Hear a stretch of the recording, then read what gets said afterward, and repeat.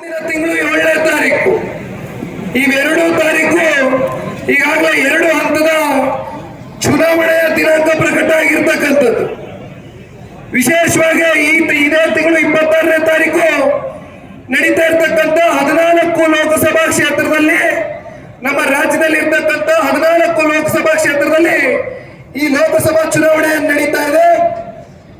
ಇವತ್ತು ಬೆಂಗಳೂರು ಗ್ರಾಮಾಂತರದಿಂದ ಇವತ್ತು ನಾನು ಹೇಳ್ತಕ್ಕಂಥದ್ದು ಏನಿಲ್ಲ, ಪ್ರತಿಯೊಬ್ಬರಿಗೂ ಕೂಡ ಅವರು ಚಿರಪರಿಚಿತರು.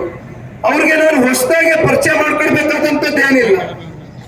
ಜಯದೇವ ನಿರ್ದೇಶಕರಾಗಿ ಹಲವಾರು ದಶಕಗಳ ಕಾಲ ನಿಸ್ವಾರ್ಥವಾಗಿ ಯಾವುದೇ ನಿರೀಕ್ಷೆ ಇಲ್ದಿರ ವೈದ್ಯಕೀಯ ಕ್ಷೇತ್ರದಲ್ಲಿ ಹಲವಾರು ಲಕ್ಷಾಂತರ ಬಡ ಕುಟುಂಬಗಳಿಗೆ ಉಚಿತವಾದಂತ ಹೃದಯ ಶಸ್ತ್ರಚಿಕಿತ್ಸೆಯನ್ನು ಕೊಡುವ ಮೂಲಕ ಇವತ್ತು ರಾಜ್ಯದಲ್ಲಿ ಇರ್ತಕ್ಕಂಥ ಪ್ರತಿ ಹಳ್ಳಿಯಲ್ಲೂ ಕೂಡ ಇವತ್ತು ಡಾಕ್ಟರ್ CN ಮಂಜುನಾಥ್ ಯಾರು ಅಂತಕ್ಕಂಥದ್ದು ಇವತ್ತು ಇಡೀ ರಾಜ್ಯದ ಹೃದಯವನ್ನ ಗೆದ್ದಿರ್ತಕ್ಕಂಥವ್ರನ್ನ ಭಾರತೀಯ ಜನತಾ ಪಾರ್ಟಿಯ ಅಭ್ಯರ್ಥಿಯಾಗಿ, ಜನತಾದಳ ಪಕ್ಷದ ಬೆಂಬಲಿತ ಅಭ್ಯರ್ಥಿಯಾಗಿ, ಒಟ್ಟಾರೆಯಾಗಿ NDA ಮೈತ್ರಿಕೂಟದ ಅಭ್ಯರ್ಥಿಯಾಗಿ ಡಾಕ್ಟರ್ CN ಮಂಜುನಾಥ್ ರವರು ಈ ಬಾರಿ ಬೆಂಗಳೂರು ಗ್ರಾಮಾಂತರ ಲೋಕಸಭಾ ಕ್ಷೇತ್ರದ ಅಭ್ಯರ್ಥಿಗಳಾಗಿ ಈಗಾಗಲೇ ಅವರ ಪ್ರಚಾರವನ್ನ ಹಲವಾರು ದಿನಗಳಿಂದ ನಿರಂತರವಾಗಿ ಏನ್ ಮಾಡ್ತಾ ಇದ್ದಾರೆ. ಅವರ ಜೊತೆಯಲ್ಲಿ ಇವತ್ತು ಹೆಗಲಿಗೆ ಹೆಗಲು ಕೊಟ್ಟು 8 ವಿಧಾನಸಭಾ ಕ್ಷೇತ್ರದ ಎಲ್ಲ ಪ್ರಮುಖ ಮುಖಂಡರುಗಳು, ಶಾಸಕ ಮಿತ್ರರು ಎಲ್ಲರೂ ಕೂಡ ಇವತ್ತು ಅತ್ಯಂತ ಪ್ರಾಮಾಣಿಕವಾಗಿ ಇವತ್ತು ಪ್ರಾಮಾಣಿಕರು ಬಂದಿದ್ದಾರೆ. ಒಬ್ರು ಡಾಕ್ಟರ್ ಬಂದಿದ್ದಾರೆ. ಅವ್ರನ್ನ ಕಾಪಾಡ್ಕೊಳ್ಬೇಕು ಅಂತಕ್ಕಂಥ ನಿಟ್ಟಿನಲ್ಲಿ ಪ್ರತಿನಿತ್ಯ ಅವರ ಹೋರಾಟವನ್ನ ಅವರ ಕ್ಷೇತ್ರಗಳಲ್ಲಿ ಏನು ಮುಂದುವರಿಸಿದ್ದಾರೆ. ನಾನು ಹೇಳ್ಬೇಕಾಗ್ತದೆ ಅಣ್ಣ, ಡಾಕ್ಟರ್ CN ಮಂಜುನಾಥ್ ರವರು ಎಂದು ಕೂಡ ರಾಜಕಾರಣಕ್ಕೆ ಬರಬೇಕು, ಯಾವುದೋ ಸ್ಥಾನಮಾನಗಳ ಒಂದು ಅಪೇಕ್ಷೆ ಇಟ್ಕೊಂಡು ಅವರ ವೈದ್ಯಕೀಯ ಕ್ಷೇತ್ರದಲ್ಲಿ ಕೆಲಸ ಮಾಡತಕ್ಕಂಥದ್ದಲ್ಲ. ತುಂಬಾ ಜನ ರಾಜಕಾರಣ ಮಾಡಬೇಕು ಅಂತಕ್ಕಂಥದ್ದು ಹುಡ್ಕೊಂಡು ಹೋಯ್ತಾರೆ. ಆದ್ರೆ ಇವತ್ತು ಡಾಕ್ಟರ್ CN ಮಂಜುನಾಥ್ ಮನೆ ಬಾಗಿಲಿಗೆ ರಾಜಕಾರಣನ ಹುಡ್ಕೊಂಡ್ ಬಂದಿರ್ತಕ್ಕಂಥದ್ದು. ಬಹುಶಃ ನಾನೊಂದು ಮಾತನ್ನ ಹೇಳ್ತೇನೆ, ರಾಷ್ಟ್ರೀಯ ನಾಯಕರಾಗಿರ್ತಕ್ಕಂಥ ಗೃಹ ಸಚಿವರು ಅಮಿತ್ ಶಾ ಜಿ ಅವರು ಇರ್ಬೋದು, ಇನ್ನೊಬ್ರು ನಡ್ಡಾಜಿ ಅವರು ಇರ್ಬೋದು, ಈ ದೇಶದ ಗೌರವಾನ್ವಿತ ಪ್ರಧಾನಮಂತ್ರಿಗಳಿರ್ಬೋದು, ಶ್ರೀ ನರೇಂದ್ರ ಮೋದಿಜಿ ಅವರು ಒಂದು ದಿನ ಕುಮಾರಣ್ಣನಿಗೆ ಫೋನ್ ಮಾಡ್ತಾರೆ, ದೂರವಾಣಿ ಮೂಲಕವಾಗಿ ಒಂದು ಮಾತನ್ನ ಕೇಳ್ತಾರೆ. 20 ಜನ ಲೋಕಸಭಾ ಕ್ಷೇತ್ರದ ಅಭ್ಯರ್ಥಿಗಳ ಪಟ್ಟಿಯನ್ನ ಬಿಡುಗಡೆ ಮಾಡಬೇಕು ಅಂತ ತೀರ್ಮಾನವನ್ನ ಮಾಡಿದ್ದೇವೆ.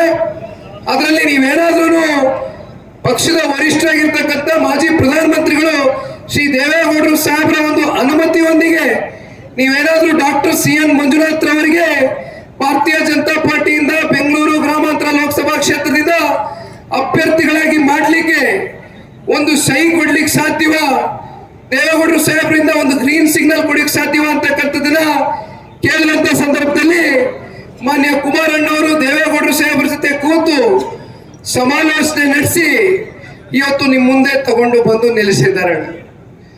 ಇವತ್ತು ನಾನು ಕೇಳ್ಕೊಳ್ತಕ್ಕಂಥದ್ದು ಇಷ್ಟೇ, ಇಲ್ಲಿರ್ತಕ್ಕಂಥ ಬೆಂಗಳೂರು ಗ್ರಾಮಾಂತರ ಲೋಕಸಭಾ ಕ್ಷೇತ್ರದ ಸಂಸದರನ್ನ ನೀವೆಲ್ಲರೂ ಬಹಳ ಹತ್ತಿರದಿಂದ ಗಮನಿಸಿದ್ದೀವಿ. ನಿಮಗಿಂತ ಹತ್ತಿರದಿಂದ ರಾಮನಗರ ಜಿಲ್ಲೆಯವರು ನಾವು ಗಮನಿಸ್ತಾನೆ ಇರ್ತೀವಿ. ಅವರು ಯಾವ ರೀತಿ ಚುನಾವಣೆ ಸಂದರ್ಭದಲ್ಲಿ, ಇಲ್ಲೊಬ್ರು ಇದ್ದಾರೆ ಕುಣಿಗಲ್ನ ಗೌರವಾನ್ವಿತ ಶಾಸಕರು, ರಾಮನಗರದಲ್ಲಿ ಈಗ ನೂತನವಾಗಿ ಒಬ್ರು ಶಾಸಕರಾಗಿದ್ದಾರೆ. ಇಬ್ಬರಿಗೂ ಯಾವುದೇ ರೀತಿ ವ್ಯತ್ಯಾಸಗಳಿಲ್ಲ, ಇಬ್ರು ಒಂದೇ. ಹೆಂಗೆ ಅಂತ ಕೇಳಿ, ಆತ ತವಾ ಕೊಟ್ಟ, ಈತ ಕುಕ್ಕರ್ ಕೊಟ್ಟ, ಅಷ್ಟೇ ವ್ಯತ್ಯಾಸ. ಒಟ್ಟಿನಲ್ಲಿ ಚುನಾವಣೆ ಬರ್ತಾ ಇದ್ದಂಗೆ ನಮ್ಮ ರವೀಣ ಇಲ್ಲೇ ಕುಂತಿದ್ರು, ಇಲ್ಲ ಪಕ್ಕದಲ್ಲಿ ಹೇಳ್ತಾ ಇದ್ದೆ, ರವೀಣ ಚುನಾವಣೆ ಮಾರನೇ ದಿನದವರೆಗೂ ಮತದಾರ ಪ್ರಭುಗಳು ಮತಗಟ್ಟೆಗೆ ಹೋಗಿ ಮತ ಚಲಾವಣೆ ಮಾಡ್ತಕ್ಕಂಥ ಕ್ಷಣದವರೆಗೂ ದಯಮಾಡಿ ಯಾರು ಕೂಡ ನಿದ್ರೆ ಹೋಗ್ಬೇಡಿ. ಇಲ್ಲಿವರೆಗೂ ನೀವು ಮಾಡ್ಕೊಂಡ್ ಬಂದಿರೋದೆಲ್ಲ ವ್ಯರ್ಥ ಆಗೋಯ್ತದೆ ಒಂದೇ ಕ್ಷಣದಲ್ಲಿ. ಯಾಕೆಂದ್ರೆ ಇವರೆಲ್ಲ ಬಹಳ ಸಕ್ರಿಯವಾಗಿ ಆಕ್ಟಿವೇಟ್ ಆಗ್ತಕ್ಕಂಥದ್ದು ರಾತ್ರಿ 2 ಗಂಟೆಗೆ.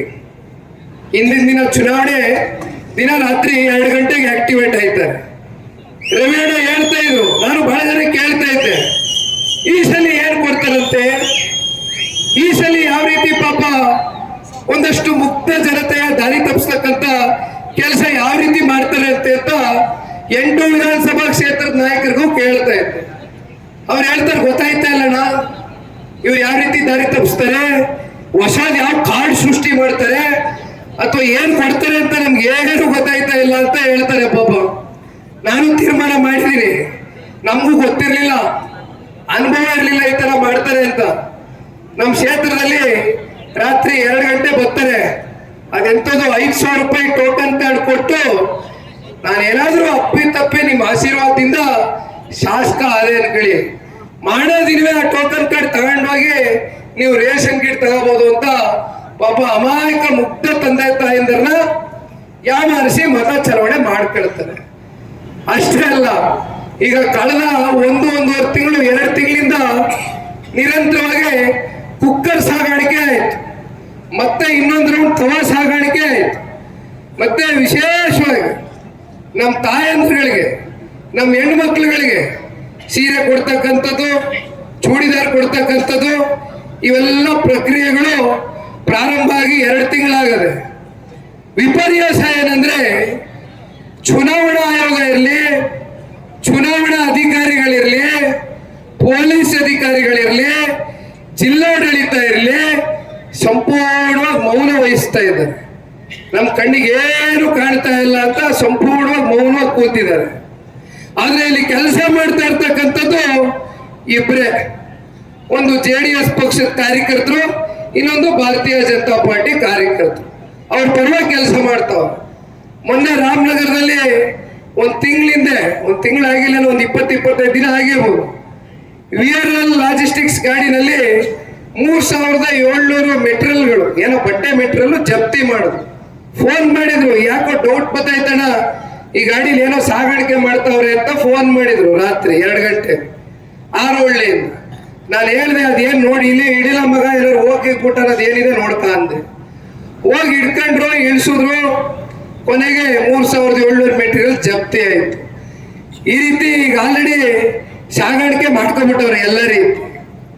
ಇವತ್ತು ಇಂಥ ಸಂಸದರು, ಒಬ್ಬ ಜನಪ್ರತಿನಿಧಿ ಆದವನು, ಒಬ್ಬ ಸಂಸದರಾದವನು, ಒಬ್ಬ ಸಂಸತ್ನಲ್ಲಿ ಜವಾಬ್ದಾರಿ ಸ್ಥಾನದಲ್ಲಿ ಕೂತಿರ್ತಕ್ಕಂಥ ವ್ಯಕ್ತಿ ಇತ್ತೀಚಿನ ದಿನಗಳಲ್ಲಿ ಒಂದು ಹೇಳಿಕೆ ಕೊಡ್ತಾರೆ, ಈ ದೇಶವನ್ನ 2 ಭಾಗವಾಗಿ ಮಾಡಬೇಕು, ಈ ದೇಶವನ್ನ ವಿಭಜನೆ ಮಾಡಬೇಕು ಅಂತಕ್ಕಂಥ ಒಂದು ಹೇಳಿಕೆ.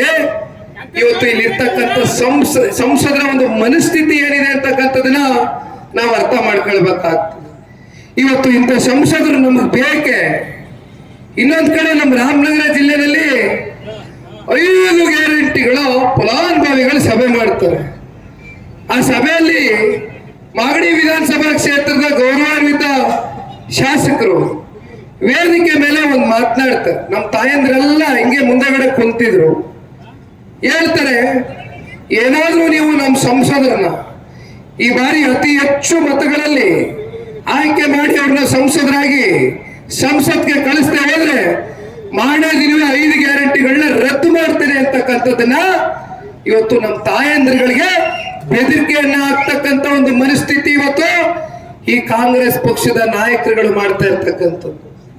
ನಾನು ಒಂದು ಮಾತನ್ನು ಹೇಳ್ತೇನೆ, ನಾವು ಇತ್ತೀಚಿನ ದಿನಗಳಲ್ಲಿ ಮೈಸೂರಿನಲ್ಲಿ ಈ ದೇಶದ ಗೌರವಾನ್ವಿತ ಪ್ರಧಾನಮಂತ್ರಿಗಳು ಈ ದೇಶದ ಅಭಿವೃದ್ಧಿಗೆ, ಈ ದೇಶದ ರಕ್ಷಣೆಗೆ, ಈ ದೇಶದ ಸುಭದ್ರತೆಗೋಸ್ಕರ 1 ದಿನ ಕೂಡ ವಿಶ್ರಾಂತಿಯನ್ನ ತಗೊಳ್ದಿರ ಇವತ್ತು ಈ ದೇಶವನ್ನ ಕಾಪಾಡಿರ್ತಕ್ಕಂಥ ಶ್ರೀ ನರೇಂದ್ರ ಮೋದಿಜಿಯವರು ಮೈಸೂರಿಗೆ ಬಂದಂತ ಸಂದರ್ಭದಲ್ಲಿ ಮತ್ತೊಬ್ರು ರೈತ ನಾಯಕರು, ರೈತ ಕುಟುಂಬದಲ್ಲಿ ಹುಟ್ಟಿ ಕರ್ನಾಟಕ ರಾಜ್ಯದ ಮುಖ್ಯಮಂತ್ರಿಗಳಾಗಿ, ದಕ್ಷಿಣ ಭಾರತದ ಏಕೈಕ ಪ್ರಧಾನಮಂತ್ರಿಗಳಾಗಿ, ಕರ್ನಾಟಕದ ಎಲ್ಲ ಕನ್ನಡಿಗರ ಒಂದು ಆಶೀರ್ವಾದದಿಂದ 1996ರಲ್ಲಿ ಈ ದೇಶದ ಪ್ರಧಾನಮಂತ್ರಿಗಳಾಗಿ ಪ್ರಮಾಣ ವಚನ ಸ್ವೀಕಾರ ಮಾಡಿದಂತ ಸಂದರ್ಭದಲ್ಲಿ ಯಾವ ರೀತಿ ದೇವೇಗೌಡರು ಸಾಹೇಬ್ರ ಒಂದು ಧ್ವನಿಯನ್ನ ಕೇಳಿದ್ವಿ, ಅದೇ ರೀತಿ ನಾನು ಅವತ್ತು KR ತಾಲೂಕಿನಲ್ಲಿ ಸಂಪೂರ್ಣ ಹೋಬಳಿಗಳಿಗೆ, ಹಳ್ಳಿಗಳಿಗೆ ಭೇಟಿ ಕೊಡ್ತಾ ಇದ್ದೆ. ನಾನು ಹೋಗ್ಲಿಕ್ಕೆ ಆಗ್ಲಿಲ್ಲ ಕಾರ್ಯಕ್ರಮಕ್ಕೆ.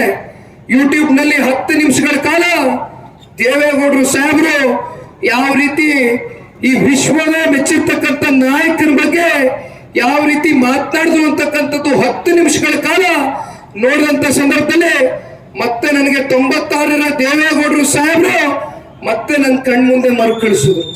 ಆ ಒಂದು ಧ್ವನಿ ಇವತ್ತಿಗೂ ಕೂಡ ಈ ರಾಜ್ಯ ಕಟ್ಟಬೇಕು, ಈ ದೇಶ ಕಟ್ಟತಕ್ಕಂಥವ್ರ ಜೊತೆ ನನ್ನ ಸಂಪೂರ್ಣ ಬೆಂಬಲ ಇದೆ. ರೈತರ ಜೊತೆ ನಾನು ಇರ್ತೇನೆ.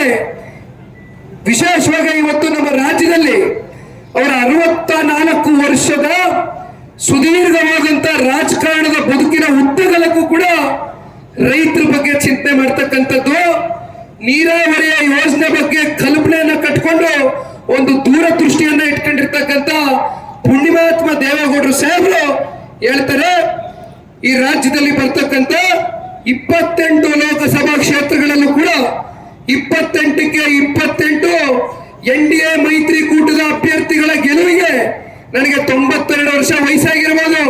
ಆ ಪುಣ್ಯಾತ್ಮನಿಗೆ 92 ವರ್ಷ ವಯಸ್ಸಾಗಿರ್ತಕ್ಕಂಥದ್ದು ದೇಹಕ್ಕೆ ಮಾತ್ರ, ಆದ್ರೆ ಮನಸ್ಸು ಇವತ್ತಿಗೂ ಕೂಡ ಅವ್ರಿಗೆ ಇರ್ತಕ್ಕಂಥ ಹೋರಾಟದ ಒಂದು ಶಕ್ತಿ 25 ವರ್ಷದ ಯುವಕ ಕೂಡ ಇವತ್ತು ಅವ್ರ ಮುಂದೆ ನಾಚಿಕೊಳ್ಳಬಹುದು. ಆ ರೀತಿಯಾದಂತ ಸ್ಫೂರ್ತಿದಾಯಕವಾದಂತ ಒಂದು ಹೋರಾಟಗಾರ ಇವತ್ತು ಶ್ರೀ ನರೇಂದ್ರ ಮೋದಿಜಿ ಅವರ ಜೊತೆ ನಮ್ಮ ರಾಜ್ಯದಲ್ಲಿ ಕೈ ಜೋಡಿಸಿರ್ತಕ್ಕಂಥದ್ದು.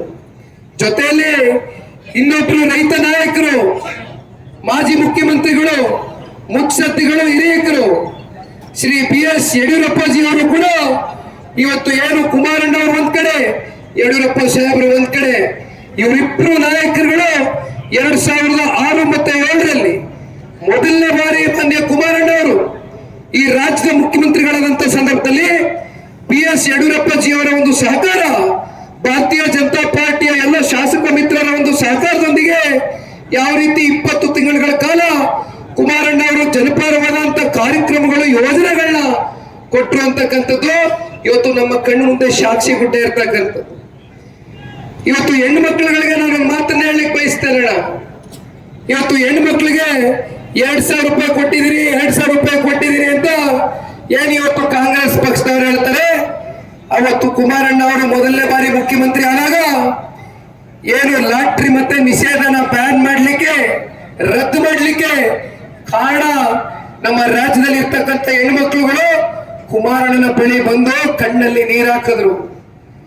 ನಮ್ಮ ಮನೆಯಲ್ಲಿ ಇರ್ತಕ್ಕಂಥ ಗಂಡ ಮಕ್ಕಳುಗಳು, ಎಷ್ಟೋ ಜನ ಕೂಲಿ ಕಾರ್ಮಿಕರುಗಳು 100 ರೂಪಾಯಿ 200 ರೂಪಾಯಿ ಸಂಪಾದನೆ ಮಾಡ್ಕೊಂಡ್ ಬರ್ತಾರೆ. ಅದ್ರಲ್ಲ ನಾವು ನಂಬಿ ನಮ್ಮ ಜೀವನವನ್ನ, ನಮ್ಮ ಕುಟುಂಬವನ್ನ ನಿರ್ವಹಣೆ ಮಾಡ್ತಾ ಇದ್ದೀವಿ. ಎಲ್ಲೋ ಒಂದ್ ಕಡೆ ಈ ಲಾಟ್ರಿ ಆಡ್ತಕ್ಕಂಥದ್ದು, ಈ ಸಾರಾಗೆ ಮಾರಿ ಹೋಗ್ತಕ್ಕಂಥದ್ದು ದಯಮಾಡಿ ತಡೆ ಹಾಕ್ಬೇಕು ಅಂತಕ್ಕಂಥದ್ದು ಕುಮಾರಣ್ಣ ಅವರಿಗೆ ಈ ರಾಜ್ಯದ ಹೆಣ್ಮಕ್ಳುಗಳು ಅವರ ಅಳಿವು ತೋರ್ಕೊಂಡಂತ ಸಂದರ್ಭದಲ್ಲಿ ಕುಮಾರಣ್ಣ ಅವರು ಯಾವುದನ್ನು ಲೆಕ್ಕಿಸಿದಿರ ಸಂಪೂರ್ಣವಾಗಿ 2 ಕಾರ್ಯಕ್ರಮಗಳನ್ನ ಇವತ್ತು ರದ್ದು ಮಾಡೋದು. ಜನತಾ ದರ್ಶನ ಇರ್ಬೋದು, ಗ್ರಾಮ ವಾಸ್ತವ್ಯ ಇರ್ಬೋದು, ಎಂತೆಂತ ಕಾರ್ಯಕ್ರಮಗಳು ಇವತ್ತು ಕುಮಾರಣ್ಣನ ಕಾಲ್ಗಡದಲ್ಲಿ ಕೊಟ್ಟಿರ್ತಕ್ಕಂಥ. ಇದೇ 2018ರ ವಿಧಾನಸಭಾ ಚುನಾವಣೆ ಸಂದರ್ಭದಲ್ಲಿ ಕುಮಾರಣ್ಣ ಅವರು ಒಂದು ಮಾತನ್ನ ಕೊಡ್ತಾರೆ. ಬಹುಶಃ ಇದು ಕಾಂಗ್ರೆಸ್ ಪಕ್ಷದ ಕಾಲ್ಗುಣ ಏನೋ ಗೊತ್ತಿಲ್ಲ. 2013 ಹಾಗೂ 2018ರಲ್ಲೂ ಇದೇ ಕಾಂಗ್ರೆಸ್ನ ಸರ್ಕಾರ ಆಡಳಿತದಲ್ಲಿತ್ತು. ಈಗಿರ್ತಕ್ಕಂಥ ಗೌರವಾನ್ವಿತ ಮುಖ್ಯಮಂತ್ರಿಗಳೇ ಅವತ್ತೂ ಕೂಡ ಮುಖ್ಯಮಂತ್ರಿಗಳಾಗಿತ್ತು. ಈಗ ಯಾವ ರೀತಿ ನಮ್ಮ ರಾಜ್ಯದಲ್ಲಿ ಬರಗಾಲ ಪ್ರಾರಂಭ ಆಗಿದೆ. ಈಗಾಗಲೇ 1000ಕ್ಕೂ ಹೆಚ್ಚು ರೈತಾಪಿ ವರ್ಗದ ತಂದೆ ತಾಯಿದ್ರು ಮತ್ತೆ ಆತ್ಮಹತ್ಯೆ ಮಾಡ್ಕೊಳ್ತಾ ಇರ್ತಕ್ಕಂಥ ಸನ್ನಿವೇಶಗಳು ನಮ್ಮ ರಾಜ್ಯದಲ್ಲಿ ನಮ್ಮ ಕಣ್ಣು ಮುಂದೆ ಪ್ರಾರಂಭ ಆಗಿದೆ. ಇದೇ ರೀತಿ ಇವತ್ತು ರಾಜ್ಯದಲ್ಲಿ ಅತಿ ಹೆಚ್ಚು ರೈತರುಗಳು ಆತ್ಮಹತ್ಯೆ ಮಾಡ್ಕೊಂಡ್ರು. ಕುಮಾರಣ್ಣ ಅವರು ಹಲವಾರು ರೈತಾಪಿ ವರ್ಗದ ಮನೆಗಳಿಗೆ ತೆರಳಿದ್ರು, ಸಾಂತ್ವನವನ್ನ ಹೇಳಿದ್ರು, ಧೈರ್ಯ ತುಂಬಿದ್ರು, ಆರ್ಥಿಕವಾಗಿ ನೆರವನ್ನ ನೀಡಿದ್ರು. ಒಂದೇ ಮಾತು ಹೇಳಿದ್ರು ಕುಮಾರಣ್ಣ ಅವರು. ಇವತ್ತು ನಾನು ಜನಿಸಿರ್ತಕ್ಕಂಥದ್ದು ಒಂದು ರೈತಾಪಿ ವರ್ಗದ ಒಂದು ರೈತರ ಮಗನಾಗಿ ಇವತ್ತು ರೈತರ ಕಷ್ಟ ಏನು ಅಂತಕ್ಕಂಥದ್ದನ್ನ ನಾನು ಅರ್ತಿದ್ದೇನೆ. ನನಗೇನಾದ್ರೂ ಈ ರಾಜ್ಯದ ಜನತೆ ಸಂಪೂರ್ಣ ಬಹುಮತ ಕೊಟ್ಟು ಈ ರಾಜ್ಯದಲ್ಲಿ ಮುಖ್ಯಮಂತ್ರಿಯಾಗಿ ಆಶೀರ್ವಾದ ಮಾಡಿದಂತ ಸಂದರ್ಭದಲ್ಲಿ ಸಂಪೂರ್ಣವಾಗಿ ರೈತರ ಸಾಲವನ್ನು ಮನ್ನಾ ಮಾಡ್ತೇನೆ ಅಂತಕ್ಕಂಥ ಮಾತನ್ನ ಕೊಟ್ಟಿದ್ರು, ಘೋಷಣೆಯನ್ನ ಕೊಟ್ಟಿದ್ರು. ನಮಗೆ ಬಂದಂತದ್ದು ಕೇವಲ 37 ಸ್ಥಾನ. 37 ಸ್ಥಾನವನ್ನು ಪಡ್ಕೊಂಡು ಕುಮಾರಣ್ಣವರು ಕೊಟ್ಟಂತ ಮಾತನ್ನ ವಾಪಸ್ ತಗೊಳ್ಳಿಲ್ಲ. ಆದ್ರೆ ಈ ದೇಶದ ಇತಿಹಾಸದಲ್ಲಿ ಈ ಯಾವ್ದಾದ್ರು ರಾಜ್ಯದ ಮುಖ್ಯಮಂತ್ರಿಗಳು ರೈತರ ಪರವಾಗಿ ಕೊಟ್ಟಿರ್ತಕ್ಕಂಥ ಮಾತನ್ನ ಉಳಿಸ್ಕೊಂಡಿರ್ತಕ್ಕಂಥ ಉದಾಹರಣೆ ಇದ್ರೆ ಅದು ಕರ್ನಾಟಕ ರಾಜ್ಯದಲ್ಲಿ ದೇವೇಗೌಡರ ಸುಪುತ್ರರಾಗಿರ್ತಕ್ಕಂಥ ಕುಮಾರಣ್ಣ ಅವರು 25,000 ಕೋಟಿ ರೈತರ ಸಾಲವನ್ನ ಸಂಪೂರ್ಣ ಮನ್ನಾ ಮಾಡಿರ್ತಕ್ಕಂಥ ಉದಾಹರಣೆ ನಮ್ಮ ಕಣ್ಣು ಮುಂದೆ ಇರ್ತಕ್ಕಂಥದ್ದು. ಇವತ್ತು ಕಾಂಗ್ರೆಸ್ ಪಕ್ಷದವರು ಇಡೀ ದೇಶದಲ್ಲಿ ಇವತ್ತು ಒಂದು ಗೊಂದಲದ ವಾತಾವರಣವನ್ನು ಸೃಷ್ಟಿ ಮಾಡಿದ್ದಾರೆ. ಅದರಲ್ಲೂ ದಲಿತ ಸಮುದಾಯಗಳನ್ನ ಟಾರ್ಗೆಟ್ ಮಾಡಿ ಅವ್ರನ್ನ ಸಂಪೂರ್ಣವಾಗಿ ಒಂದು ಗೊಂದಲದ ವಾತಾವರಣಕ್ಕೆ ಇಡ್ತಕ್ಕಂಥದ್ದಕ್ಕೆ ಇವತ್ತು ಕಾಂಗ್ರೆಸ್ನವರು ಏನು ಮುಂದಾಗಿದ್ದಾರೆ. ಪಾಪ ಸಾಕಷ್ಟು ದಲಿತ ಬಂಧುಗಳು ಒಳಗಡೆ ಒಂದ್ ರೀತಿ ವಿಚಲಿತರಾಗಿದ್ದಾರೆ.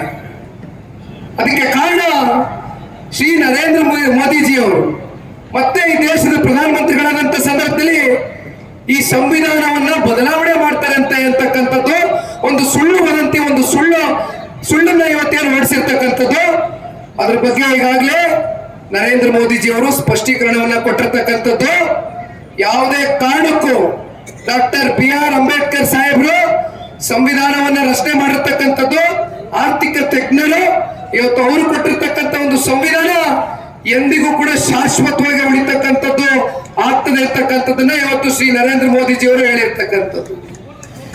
ನಮ್ಮ ರಾಜ್ಯದಲ್ಲಿ ಇರ್ತಕ್ಕಂಥ ಎಲ್ಲ SC ಮತ್ತೆ ST ಸಮುದಾಯಗಳಿಗೆ ಏನು 11,000 ಕೋಟಿ ಈ ರಾಜ್ಯದಲ್ಲಿ ಎಲ್ಲ ದಲಿತ ಕೇರಿಗಳ ಒಂದು ಅಭಿವೃದ್ಧಿಗೆ ಇಟ್ಟಂತ ಒಂದು ಹಣವನ್ನ ಇವತ್ತು ಇದು 5 ಗ್ಯಾರಂಟಿಗಳ ಕಾರ್ಯಕ್ರಮಕ್ಕೆ ಇವತ್ತು ಉಪಯೋಗಿಸ್ಕೊಳ್ತಾ ಇರ್ತಕ್ಕಂಥದ್ದು ಇದೇ ಕಾಂಗ್ರೆಸ್ನ ಪಕ್ಷ. 2018ರಲ್ಲಿ ದೇವೇಗೌಡ ಸಾಹೇಬ್ರು ಹೇಳಿದ್ರು, ದೆಹಲಿಯ ಕಾಂಗ್ರೆಸ್ನ ರಾಷ್ಟ್ರೀಯ ನಾಯಕರು ಗುಲಾಬ್ ನಬಿ ಆಜಾದ್ ಅವರು ಬಂದ್ರು ದೇವೇಗೌಡ ಸಾಹೇಬ್ರ ಮನೆಗೆ, ಹೇಳಿದ್ರು ಖರ್ಗೆ ಅವರು ಹಿರಿಯ ನಾಯಕರಿದ್ದಾರೆ, ಖರ್ಗೆ ಅವರಿಗೆ ಈ ರಾಜ್ಯದ ಮುಖ್ಯಮಂತ್ರಿ ಮಾಡಿ ಅಂತಕ್ಕಂಥದ್ದು ಹೇಳಿದ್ರು. ಆದ್ರೆ ಕಾಂಗ್ರೆಸ್ನ ನಾಯಕರುಗಳು ಒಪ್ಪಲಿಲ್ಲ.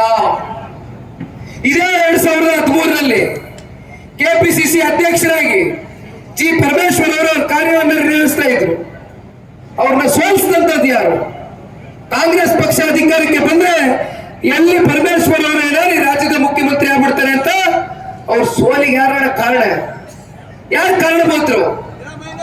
ಯಾರ ನೋಡಿ, ಎಷ್ಟು ಪ್ರಜ್ಞಾವಂತರಿದ್ದೀರಿ, ಎಷ್ಟು ಅರ್ಥ ಮಾಡ್ಕೊಂಡಿದ್ದೀರಿ. ಯಾವುದೇ ಕಾರಣಕ್ಕೂ